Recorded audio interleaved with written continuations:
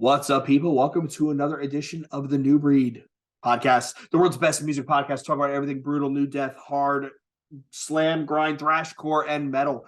One half of your hosting duo, Jay Horsecow. With me, I have my partner in crime, the notorious TIM. Tim, how is it going? Great. It's fucking freezing. I was going to say, are you going to enjoy this cold weather? And here we are, the two old guys. You're going to make fun of me about being 50. I'm going to make fun of you about the weather. And so it goes. So this week, what are we talking about, folks? This week, we're doing a deep dive, probably the first deep dive that Tim and I have done where we are doing no notes because we know this album so well, it doesn't even need us to do notes. We are talking about Fear Factory's probably one of their more famous, if not their most famous album, the album that actually broke them, 1995's Demanufacture. I didn't even have to do notes. Like, at one point, I'm like, I should write this down. And I went, nah, I'll just do it from memory. The only notes I have are the album facts and all that stuff, and that's it. Did you have this? Did you have the Digipack, Tim, when you first bought it, or did you have the regular version? The Digipack was in the cardboard. It had the extra songs. No, just a regular. Okay. All right, hit us with some facts. Released June 13th, 1995 through Roadrunner Records. Produced by Colin Richardson and Reese Fulber. Here's the funny part about this I did not know. Recorded in rural upstate New York. That surprised the shit out of me. I thought it was definitely LA. So it was recorded like Syracuse area, I think. I think it was like on them lakes right there. There's like a recording studio there. I think there's Bearsville. It's called right Bearsville Studios. Oh, it's outside of Woodstock. Okay. Is that where I'm thinking? It's up towards Albany, more towards the Hudson Valley. Oh, okay. Yeah, so that surprised me because I'm like, that was probably recorded in LA, something like that. Didn't they though try to go to Wax Trax in Chicago, and the studio was like so gross and run down, they were like, forget it, we got to get out of here. I'm really pretty sure yeah. I vaguely remember an interview with it had to be with Dino, where he said they wanted to go there because Ministry recorded there. Wherever Ministry recorded their stuff, and the studio was disgusting, and like all the buttons were stuck, and they were like, "Nah, we got to get out of here." Oh, that's pretty funny, actually. I know that when they were recording it at the same time, it was like Bon Jovi was recording like his record. What the fuck's it called? Oh, These Days, I think. Ugh. And fucking Bon Jovi came over to like their side of the recording place and was like, dude, you guys have to turn down. Like, I can hear your stuff in my drum mics. Like my drum mics are picking up your stuff. So I wonder if like, I want to put that record on and just like wonder if you could hear Raymond blasting in the background. That's fucking hilarious. Yeah, but he had to go over there and tell him to fucking stop. It was bleeding in their drum mics, which is fucking hilarious. The other cool thing about this album is like that guitar tone that he had from that modded Marshall he used. Mm-hmm. You know, that thing got stolen like right after that, or maybe like after the first tour. And then Dino got it back last year. Someone fucking had it, and like I guess it got stolen, and someone figured out it was his, and they sent it back to him, and it was all fucked up. And then I don't know if you know Mike Fortin is. Fortin is like an amp guy. He makes a bunch of like really high end amps, and he like sent it to him and he fixed it or something. So, dude, that is awesome. By the way, I just looked it up. They started recording in Chicago, Trax East, chosen because that's where great records have been made. And then Burton was quoted, "We had issue after issue, and it was just a shithole. We started listening back to the drums, and there was a lot of shit missing because the microphones weren't working. So we're like, fuck this place." And we flew to Woodstock, where Faith No More were recording King for a Day. And apparently there was space in the studio, but not for a month. So they slept on a floor in a Days Inn in Chicago for a month. Wow.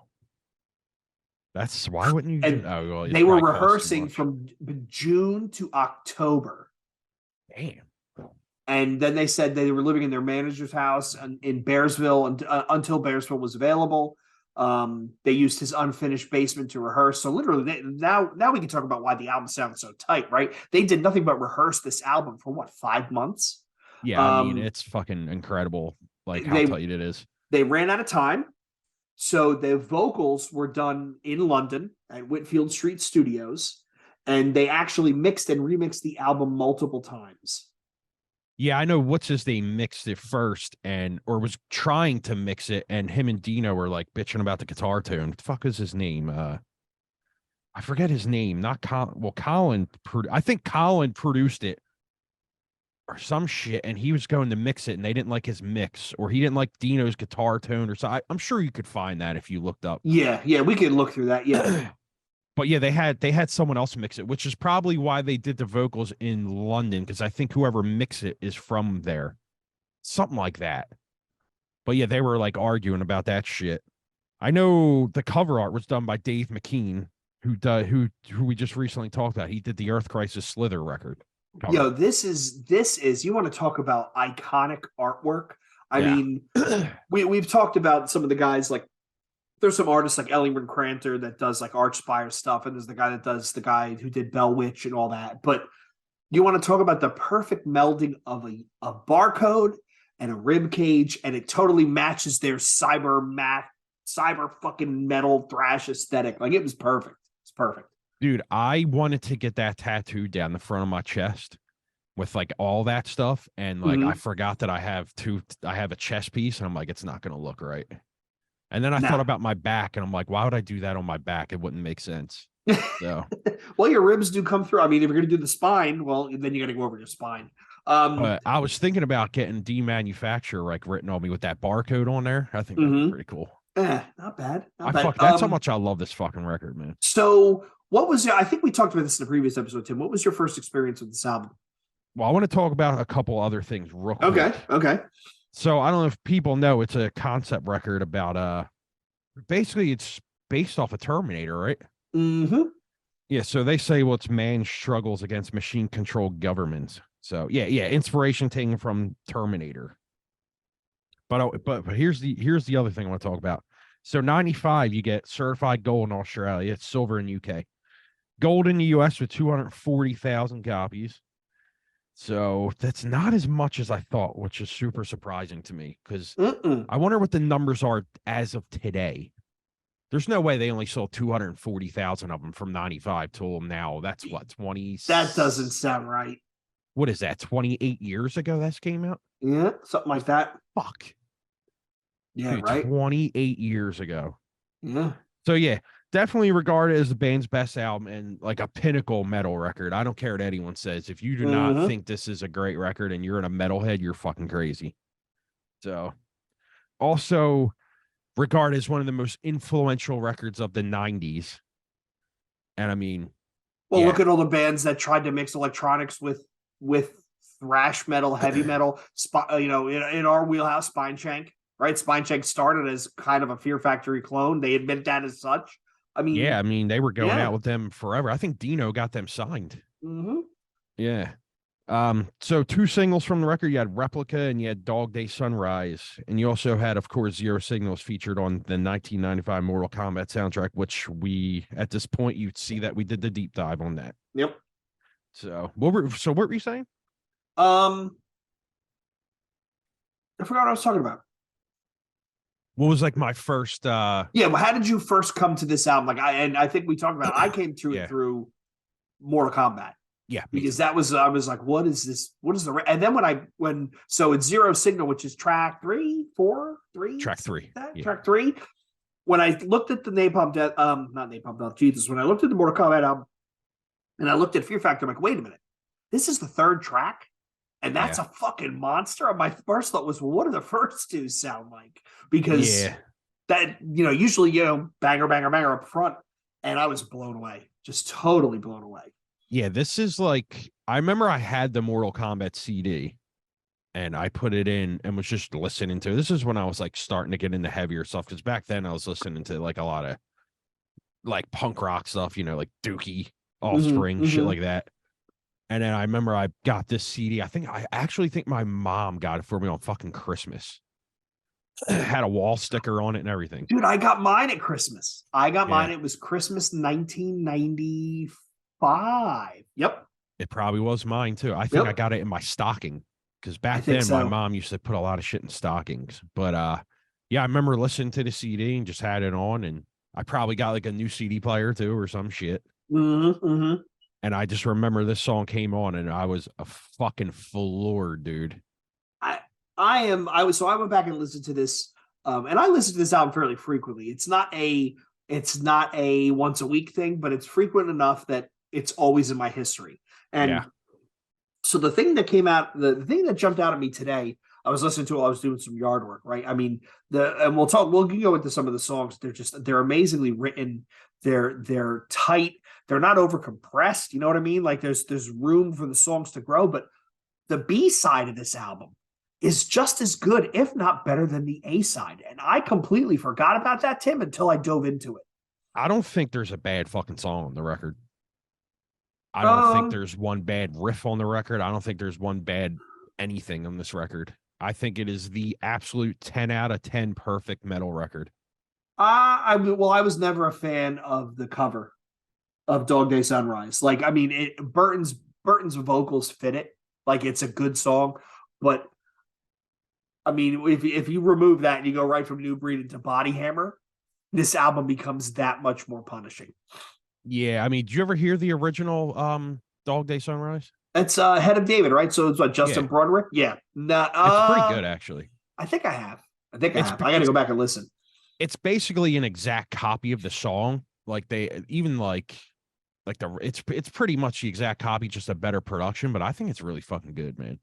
I love that song, actually.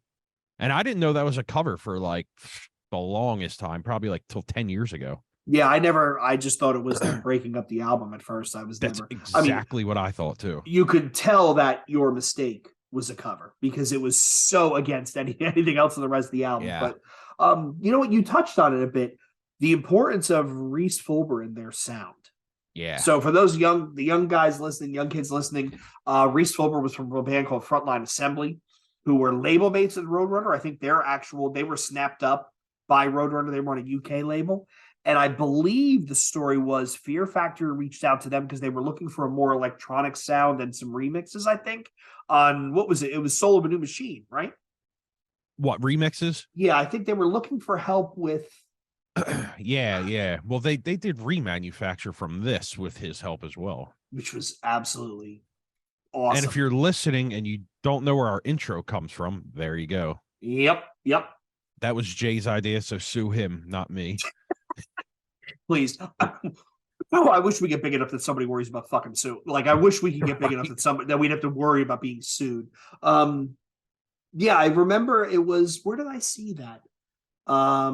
They reached out to him because they were looking for some electronics and he was on the same label, and then they developed a working relationship. And that's the other thing about this album, right? The electronics are not buried, but they're not overpowering. And they're right in that sweet spot. This is my problem with the new Fear Factory record. The fucking electronics are so high in the mix, it takes away from the fucking songs. And I hate that shit because there's some good songs on that record, but the electronics are so fucking up in the mix. I can't stand it. Like, lower that shit, man. Yeah, I can see that. I can see that. Jesus Christ, bro. Turn it down. Like, why is it so high? I wanted to get Dino on and like ask him that, but I don't want to like think I'm trying. He's like, I don't want him to get like offended. Like, I'm really not trying to offend you. I just want to know like why all of a sudden are these fucking electronics so high? But I mean, hey, the dude is fucking an accomplished musician. He's been doing this shit forever. So whatever, dude. But it's just for my taste. I don't like it. It's too high. I can't listen to that record. I get it. So so when you picked up Demanufacture, Tim, did you go backwards? Did you pick up like Fear is a Mind Killer or Soul of a New Machine? Did you pick up any of that? No. I went and grabbed this record right after that. I didn't even know about them records, honestly. Okay. Back then, 95, I was 13. No, 12. And I was, as soon as I heard this record, though, it was all fucking over, man. That's when I started getting into like 9 Inch Nails is Broken heavily, and Manson's Antichrist Superstar came out not too long after that, and all Downward Spiral. Yeah. I went into a real big hole of like industrial stuff back then, and like the like Sepultura I started getting into. Basically just Roadrunner. Like, I figured out back then at the young age, just look in the booklet and see who they're thanking, see what bands and shirts they're wearing, and shit like that. And that's how I went there. I remember hearing Nail Bomb back then and was fucking floored at that one too. Dude, have you've watched, I'm assuming you've watched that live set that they did at Dynamo, the video, like they recorded the whole thing. The people who showed up to play with them, right? Like you had the drummer from Dead Kennedys played a couple songs, Igor played a couple songs, Reese was there. The bassist was the guy, I want to say it's Jason Roderer, but I don't think it's his name. The bassist for the first bunch of songs was the guy from Neurosis. Oh, on the Nail Bomb. Yeah, with the purple hair. Yeah, that's the guy from Neurosis. But yeah, so this album, and this comes out when the label Roadrunner is hitting stride. They've got this, they've got Burn My Eyes, they've got Chaos AD, Dog Eat Dog was them. And then you had bands that were around the scene, stuff like Biohazard was blowing up. Nail Bomb had come out. Brujeria. Life of Agony, right? All this stuff is all coming out at the same time. And these guys were, I just remember hearing the drums and going, there's no way this is a real fucking person playing this. I think that was the consensus for everybody, because including me, I was just like, man, that's crazy. But like, when you find out it's really Raymond, you're like, dude, that's even crazier. I remember I got a mixtape back then from my buddy Doug, who used to give me mixtapes of everything. And it was Bay of Pigs by Machine Head was on there. It was all that shit, man. That's when I really just 96, 97, I was just full blown fucking metal. I mean, I had that my mom, I gotta have this shirt. And she would just be like, here, shut the fuck up. Like, Jesus Christ. I wore a Manson shirt to school like 4 days a week, the same one. I just didn't even care. I think that's why no one fucked with me in high school, because I always had some crazy shit on, dude. Let me ask you, Tim, what do you think, if you said there's not a bad track in this album, what do you think is the weakest one? As in, they're all good, but this one is just a little bit behind. I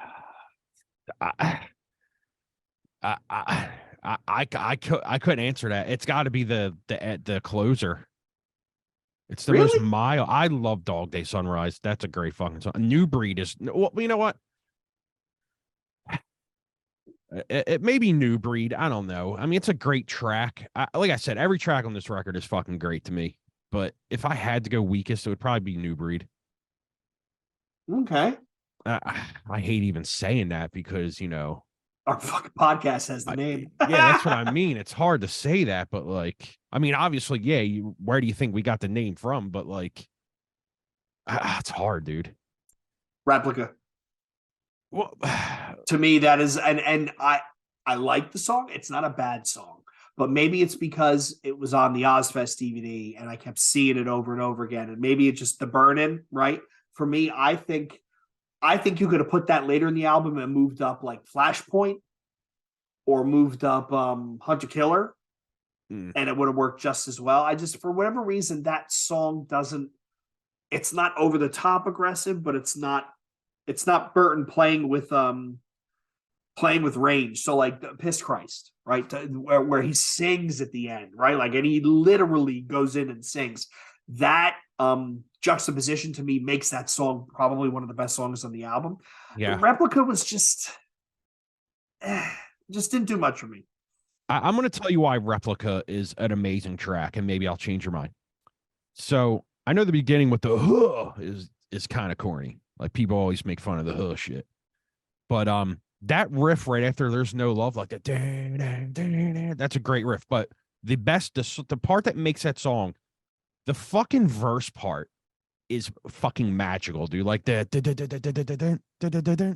if you listen to it again, put on your headphones and listen to the way he rides the ride cymbal. It's fucking brilliant, dude. Okay.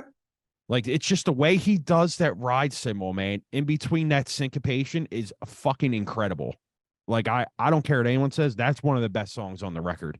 And I think a lot of people, just like you, are like, they've heard it so many times and it's the one they're most familiar with. That's one of the best songs on the record. And that's why it's the biggest song on the record. It's the musicality in that song is fucking top notch, man.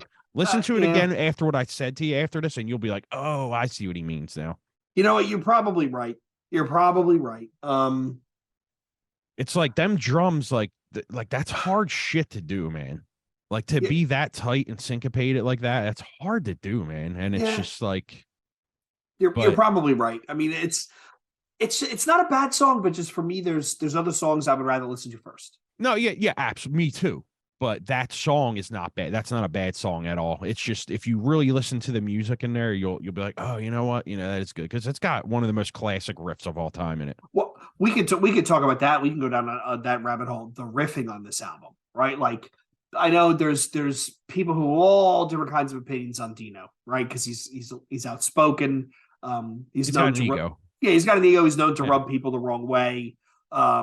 He's yet to meet a band member he couldn't piss off, but his precision in his pick hand, right? Like his palm muted staccato is unmatched.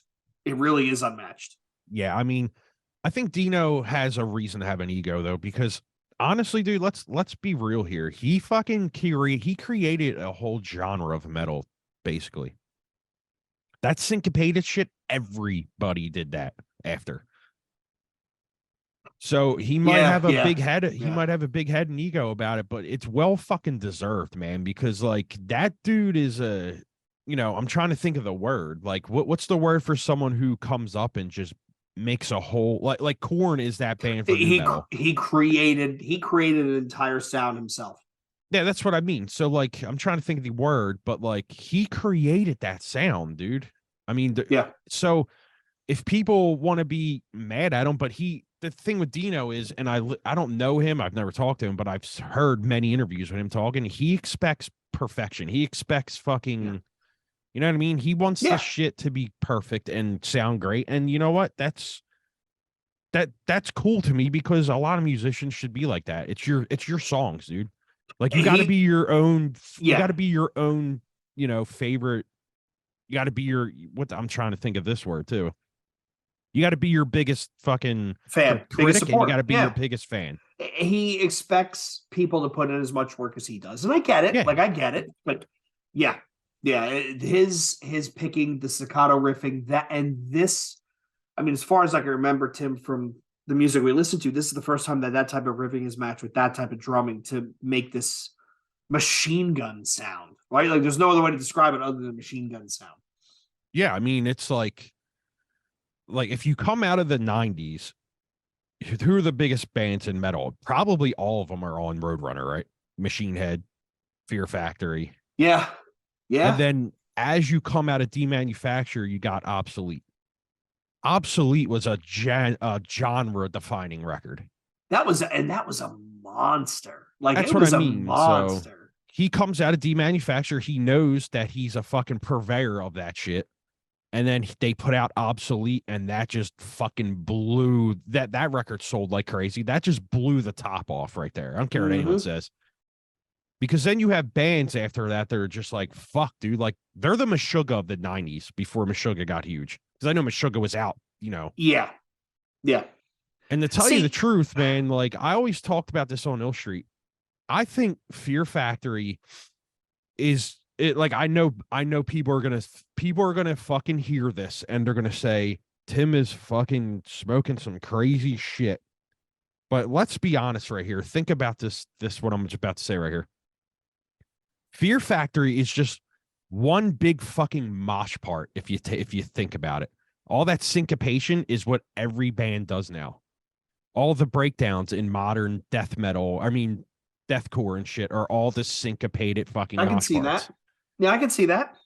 You know what I mean? Yeah, like, if you listen to their stuff, it's just all syncopated mosh shit that people stole. So where did the breakdown come from? A lot of people are going to say Sepultura did it first with on what the hell record is that? Chaos AD? Before Chaos, Arise. They had on Arise, they had a lot of that breaky mosh stuff. So I could see people saying this. Is the monster breakdown. Yeah. Pantera did it. See, people don't realize like it wasn't called a breakdown, but I mean it was, but a lot of bands did that shit too. Pantera did it, Machine Head did it. I mean, a lot of people did it. It just got popular with hardcore, I think. But even Meshuggah, I mean, like they're just one big mosh part.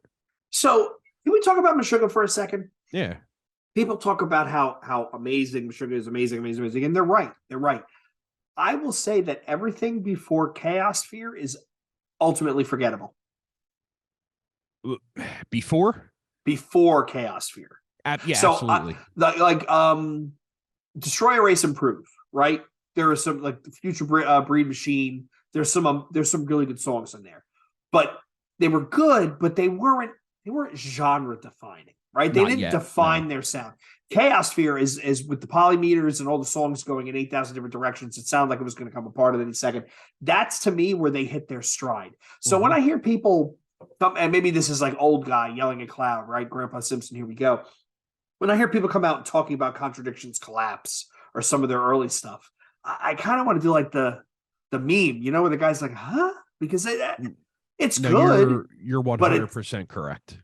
But Chaosphere put them on the map because that's where they said, we are going to do something completely fucking bananas. But I'm sure if you ask somebody in Meshuggah, they're going to say they took influences from fucking the first Fear Factory record and Demon. Come on, dude. Blind rips off, what is it, Scapegoat? Yeah. I mean, Loco does. There's so many things that rip that off. I mean, that record right there was kind of genre defining too, because it was death metal with fucking clean vocals. Nobody was doing that. Napalm Death wasn't doing that. But I mean, that first record sounds like Napalm Death. If you think about it, it sounds exactly like Napalm Death. Let's talk about Burton's vocals. With a different vocalist, did they get as popular? No. Burton is Fear Factory. That's why everybody is so up in arms. He's not, well, Dino is Fear Factory, but Burton he completes the sound of that band. Yeah. And vocals nobody was doing that back then, dude. I am looking forward to seeing who's actually going to sing for them, who the new guy is. We're going to find out soon. And if he can do Burton's vocals, because you're right, along with Dino's riffing, Raymond's drumming, Burton's vocals are. I think that Dino is smart enough that he found someone that is pretty similar.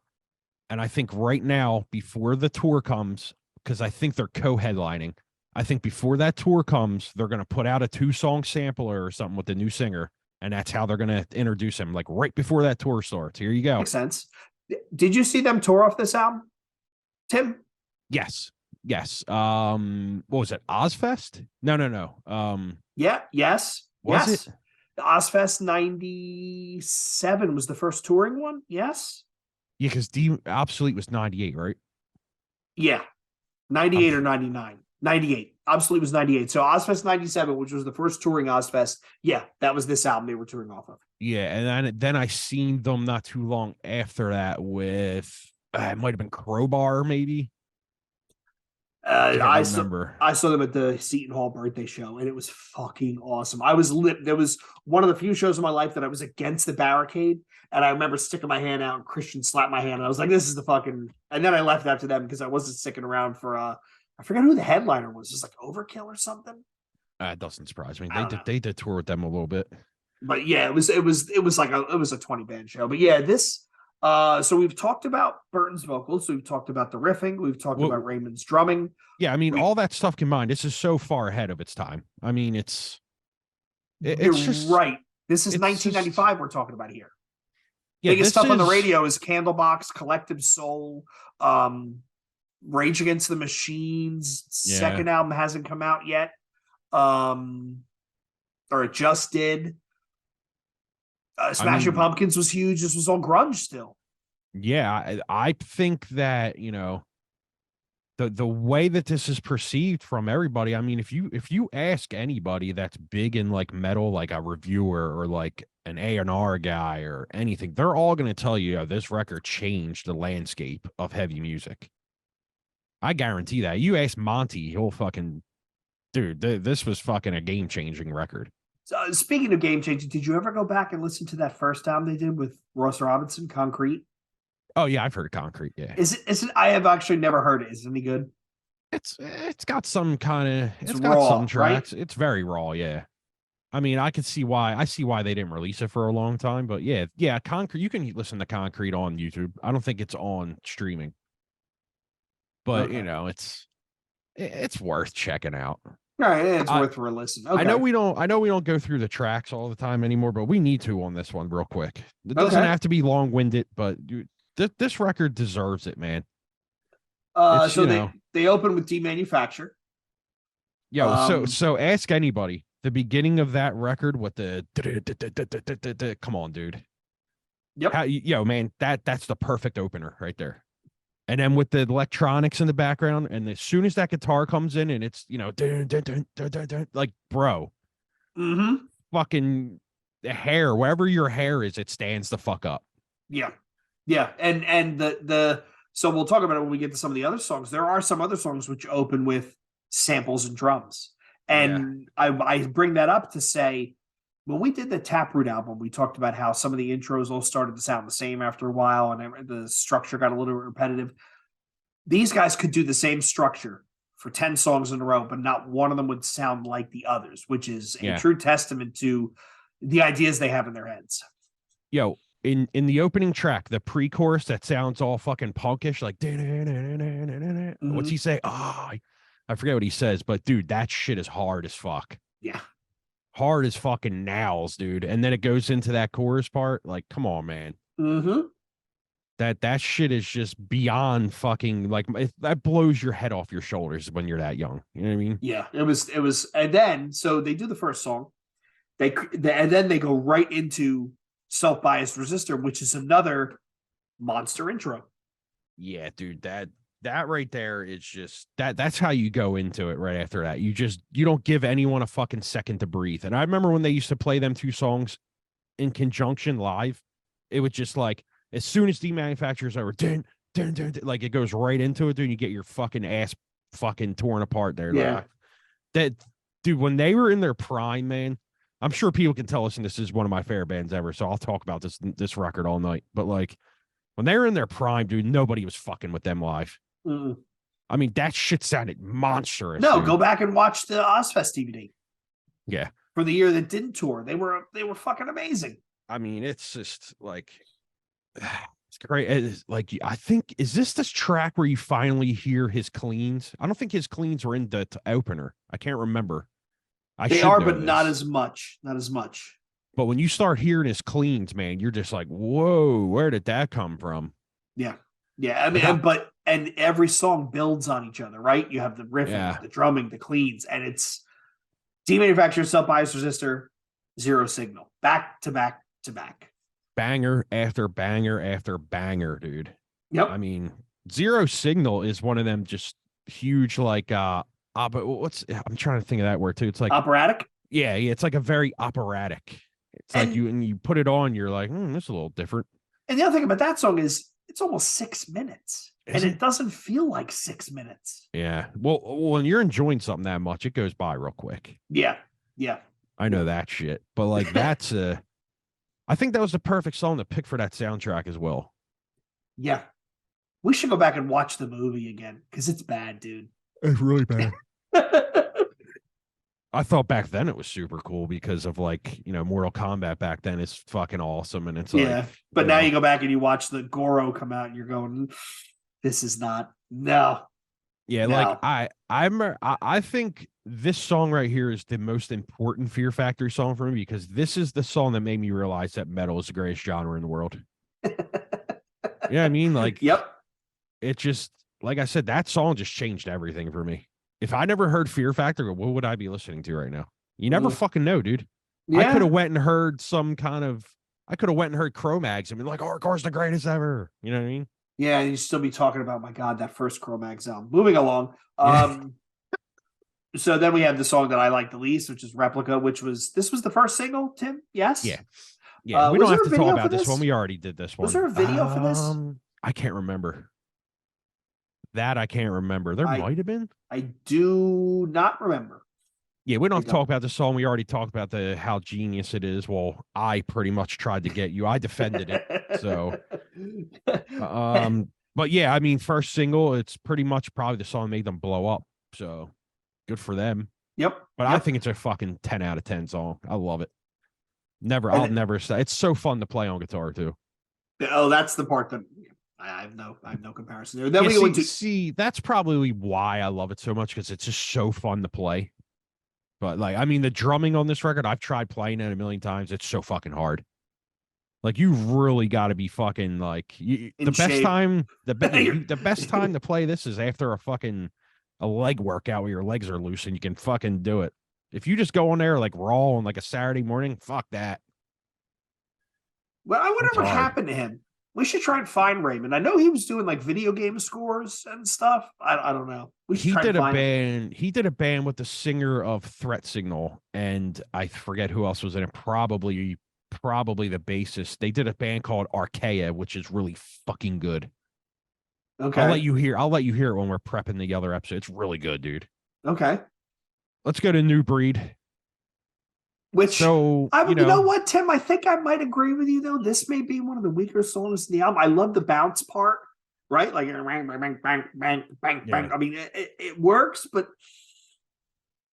it's not as heavy as some of the stuff in the second half. Yeah, the post-chorus part where it has that woo in it, and it's like that shit is incredible. Like, see, this is a record where the electronics add to the sound, because it's like you said, it's not too low, it's not too high, so it blends everything together. And I think that was if you take the electronics out of this record, it's a completely different record. Yes, it's just a heavy record with no substance to it, because really you get the substance from them electronics. They were done perfectly. 100%. No electronics in this album. It becomes a sickeningly tight, amazingly heavy death metal record, almost on par with, like a Suffocation, right? Or like a mid-career Cannibal Corpse. Dude, oh my! I want to hear this record without electronics now. I'm gonna find a way to get the electronics pulled out of this, and I'm telling you, I'm gonna find a way. Somebody on the internet's probably done it. You just gotta find it. I'm going to find a way to do that, and I want to hear these songs without the electronics. Just one of them. Give me one of them. Give me Piss Christ without the electronics. Anyway.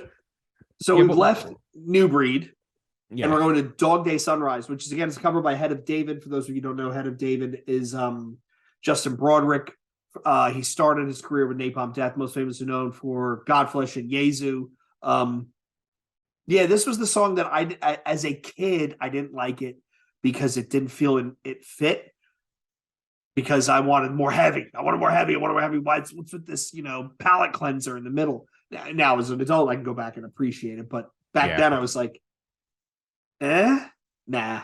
Yeah. Well, we don't need to talk about that. Well, let's get to this, because I think the next songs the next 7, 8, 9, 10, 11, I think they crush anything in the beginning. These next 5 songs are fucking perfection to me. Body Hammer is one of the heaviest motherfucking riffs in the universe. Have you ever seen them play Body Hammer live?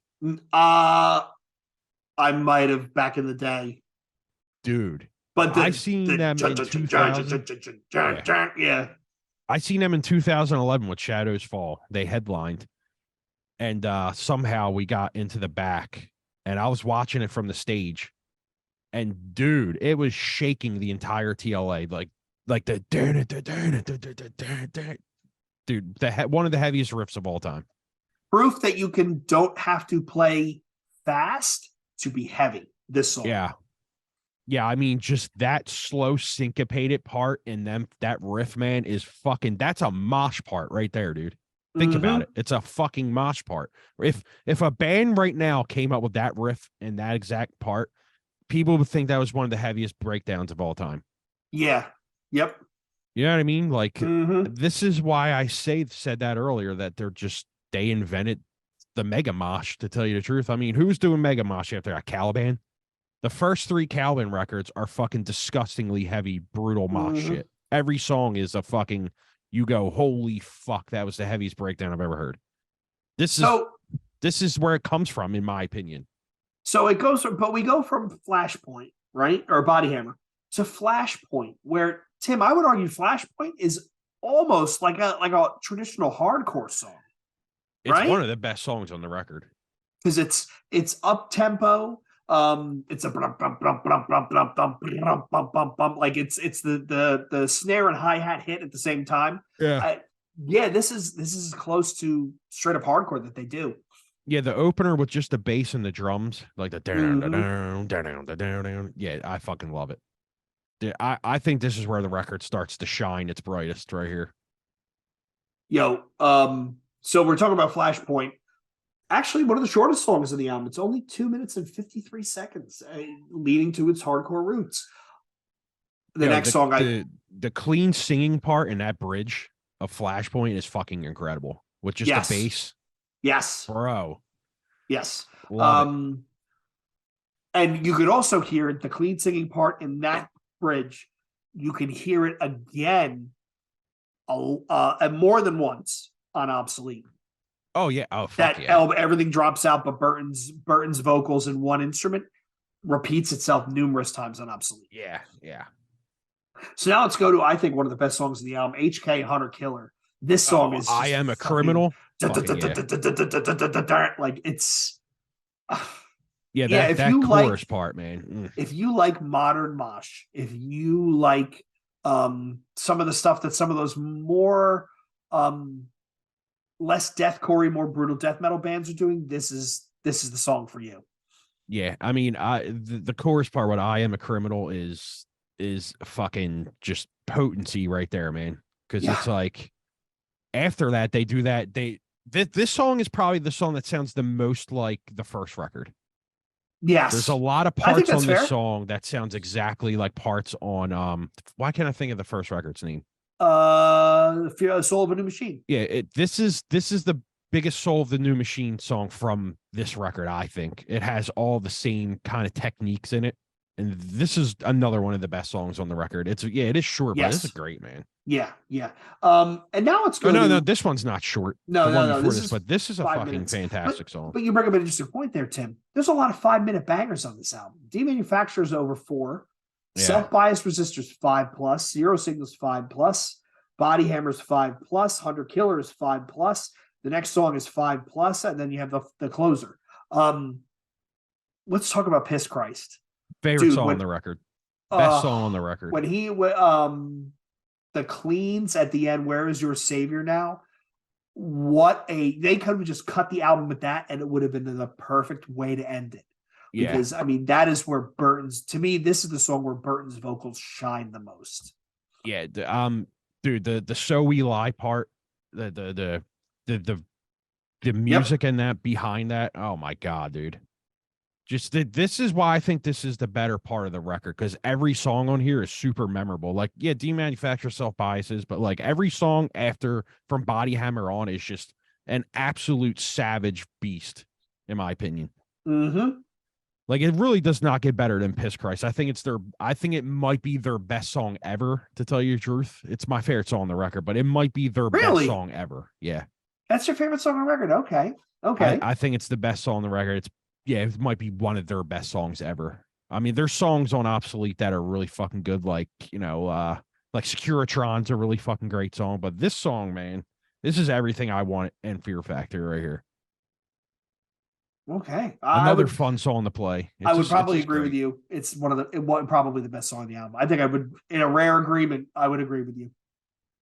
Yeah, it's every time I go back to think, I'm like, yeah, it's Piss Christ. That's the song. If someone asks me for a Fear Factory song, I'm going to give them this. Here, start with this. Every single time. I'm not going to say here, take Shock, because it's Piss Christ. It's Body Hammer. Yeah. Anything from Body Hammer on, here you go. Start with this. In fact, start with Body Hammer up and then go to the So let's talk about the album closer. Let's talk about A Therapy for Pain. Great closer. I mean, it's heavy, but not. Yeah, it's actually it's slower. It's very dark. It's very dreary sounding. I mean, moody. Yeah, it's a song that you listen to when it's pouring rain out, and yeah, another operatic song. You know what? When I listen to this song, I see where Devin Townsend got a lot of his style from. Because let's be honest, Strapping Young Lad is basically just Fear Factory. Yo, how good is City? Oh, we're diving City. That is one of the best records ever. That was one of those. I kept seeing that band's name come up in like Kerrang and Metal Hammer, because back then I was going to Barnes and Noble to buy Metal Hammer like every 6 weeks. They'd have it from the UK, and I kept seeing that band's name come up, and I bought City, and I was just my face was melted off. Right? Yeah. Devin was a fucking madman back then, dude. City is a top 10 metal record of all time. And what was it before that? Heavy is a really heavy thing. That's a fucking great record too. Yeah, I will say his later catalog doesn't do much for me. His Devin Townsend stuff. Yeah, like I liked Terria, I liked Ocean Machine, I liked him trying different things and going in weird places. I always thought that was really kind of cool. Yeah. But the Devin Townsend project and the Devin Townsend band, it was just Addicted. The record Addicted is incredible.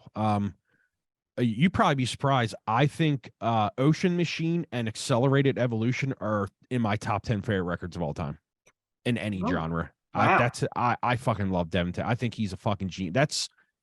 He is my what's that thing called? Like if you could have one thing to do in life. He's your white whale guest, or he's yes. Okay. I think Devin is one of the smartest fucking dudes ever. We'll talk about him when we do City, but yeah, that's my white whale right now. Okay. I've been afraid to ask him because if I get rejected, I'm going to be very upset. Heartbroken. Yeah. I fucking love Devin, man. Yeah, I mean, and also look at some of the stuff he's produced. He did Darkest Hour. Yeah. Which I'm sorry, that first song on Undoing Ruin. Yeah. 1,000 words to say. I mean, Tony Brummel was getting high on his own farts when he was talking about that was their master of puppets. I dare anyone go back and listen to the first song in that album and tell me it is not a perfectly written metal song. Just straight up metal. It is perfect. That really whole record is great. So Sedated is a great record as well. Oh, I listened to that a lot, and people like, really? First time I saw them was the Millennium Tour. I was like, I didn't know who they were, but I just remember the drummer was nonstop, and his feet were, and he was always in time, which to me was like, whoa, what the fuck? All right. Right before we killed Ill Street, I was supposed to get the singer from Darkest Hour on, and I just couldn't take it anymore. So, but yeah, he was supposed to come on. I was going to talk to him. John from Dead to Fall was going to hook me up with him. Oh, nice. We should get them on. Who? Dead Fall? Dead to Fall, yeah. I'll hit him up. He just did the van flip. I love that first album. That first Dead to Fall album is a favorite of mine. It really is a favorite. I had what's his name on? The guitar player. He was so fucking cool. You had Matt Matera on, didn't you? No, I'm talking about Darkest Hour. Mike Schlebaum. Schlebaum, who seems like one of the nicest guys in metal. Fucking hilarious, dude. All right, was fucking with me, and I couldn't tell. That he was fucking with you. When we ended the convo, I was like, "Bro, I couldn't tell if you were fucking with me at first." He's like, "Oh, I was." He's like, "I couldn't tell. I couldn't tell like how to mess with you." But once we got into it, that dude rules. Yeah, he seems like a genuinely cool dude to hang out with. All right, so let's finish up the album. So last song, we'll just do the last two. It's Your Mistake, which is an Agnostic Front cover. Yeah. Freddie Madball shows up, does lyrics with them, and then Resistancia, which that was is that a cover? I can't remember what that sounds like. It sounds like a hardcore song. It might be a cover. Or it might just be something they did. I don't remember what that sounds like. I will tell you to put it on, or we'll get flagged instantly. Oh, I know. You know what it sounds the most like? It sounds like Flashpoint is the thing it sounds closest to. Oh, okay. And I know that they did a lot of shit. Like they did a lot of shit after that. There was like bonus tracks everywhere. Japan. Remember the whole Japan bonus track thing was huge back then? Yep, you had to get the one with the Oni strip down the side. It would have some extra songs. It would cost $70. Dude, no lie. I'm going to tell you the story. Do you remember the HMV, the music store, HMV? No, but I will say this real quick. I was just at the Christiana Mall last weekend, and they had a fucking FYE in there, and I was like, what the fuck? Am I in a time machine? Was it like busy? Were the people in there? It was packed, and there was rows of CDs like the old times. And I was like, I'm not even going in there. I'm just amazed that there's a physical CD media, store. dude. So HMV was like Tower, but on steroids, like a Virgin Megastore. It was enormous. And there was one right outside of Times Square. I had a bunch of my high school buddies drive me in a blizzard into the city because I bought The Roots of Sepultura, which is the 2-disc I have it. B-sides, Yep. right? Tim, I literally paid like $80 for this thing. I bought that and the double disc live at the same time. Another fucking amazing. Under a pale gray sky. Their last show as Sepultura. Is that Under a Pale Gray Sky? Yep. That shit is incredible, dude. Unreal. Yeah. So yeah, you're right. Your Mistake, Resistancia, New Breed, they showed up on Digipacks. Replica, there was a remix that showed up on Digipacks. They've released it again with more remixes, and then they've included Remanufacture, which is, we could do a whole different album on that. We'll get Rob on here, we'll get Firestone on here, Ira start yelling at me. But this is the album that unlocked the electronics and heavy music. It unlocked that whole heavily syncopated drums. The staccato riffing came out of this. I think the popularity of 7 strings comes after us, because I think this record was done on 6 string. But I don't remember. I know Obsolete was 7 for sure. But I think I could be wrong. I can't remember if this was 6 or 7. I think it was 6. We got to look that up. But he pretty much, when he goes to 7 string after that, he's another one where people, Korn, obviously, the big bang of 7 strings comes from Korn. But then you have him on this. Who else was doing? Everybody was doing 7s after that. I mean, come on, dude. To think the 7-string thing started with Steve Vai. Yeah, Steve Vai. Who used the extra string to do wankery solo stuff. And then you have Korn, who gets it and says, why don't we drop tune this and see what happens? And then you end up with bowel loosening tones. It was, definitely Devin something else. Doing 7-string stuff. I mean, he was the singer for Steve Vai, so yeah, I can't. I could talk about City right now. I could just do it, but I need another listen. Okay, so Tim, if someone is, and so I guess we'll touch on the elephant in the room. Is Fear Factory a new metal band? Fuck no. Okay, I agree. I'm smacking anyone that says they are. Fuck off. New metal bands stole their sound, borrowed it, used it as an influence, but they are not a new metal band. There's nothing new metal about this record. The closest to new metal they ever got was Digimortal, but at that point, so many bands have been ripping off the Fear Factory sound that it really just sounded like fucking Fear Factory. Yeah, Obsolete is not new metal. I don't Shock and they're not new metal songs. They were just fucking making their brand even bigger. If you want to say Digimortal's a new metal record, go ahead. Have your fucking 10 seconds of fame. I don't give a fuck. But this band is not new metal at all. In fact, it's the furthest thing from new metal. Let's be honest here. We do need to do a deep dive into Obsolete. Absolutely. That album is fantastic. And I would even argue that we probably need to do Digimortal as well. I could do both of them right now. Digimortal is a great album. I mean, the cheesiest new metal part of it has to be the song with Be Real. But even that is like, that's still not the worst thing in the world. Digimortal has some of the hardest Fear Factory songs ever. I mean, the production on that, I think Obsolete is one of the most well-produced records of all time. The sound on there is just fucking amazing. That's a top 3 per production record for me. Along with Determination from God Forbid. I think that's perfect. But yeah, Obsolete is perfect. It's perfect. It is so fucking well done.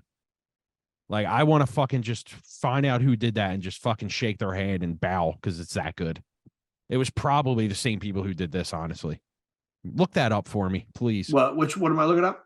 Who produced Obsolete? I know Reese was on there, but like, who did the mixing and shit for that? Let's see.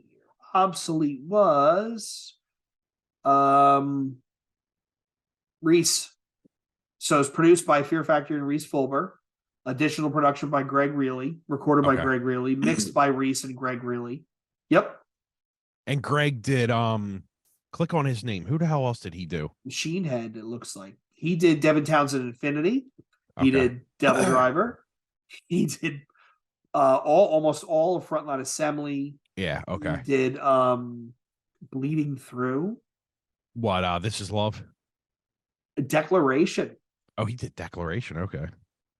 And he did Old, the single. Who mastered Obsolete? Mastered it. Is it Ted? Ted Jensen, yep. I thought so, yeah. That's why it's that good. Ted is a fucking genius. There are a lot of these guys who never get behind an instrument and yet are so important to the success of so many of these bands, right? Yeah. Well, Ted is a musician, I think. Isn't he in click on his name? Isn't he in he's a Swedish dude, right? American.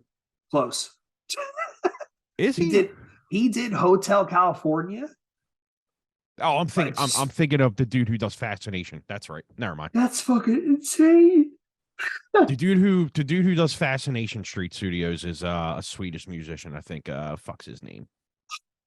He played in like all them Swedish fucking bands, like In Flames era shit.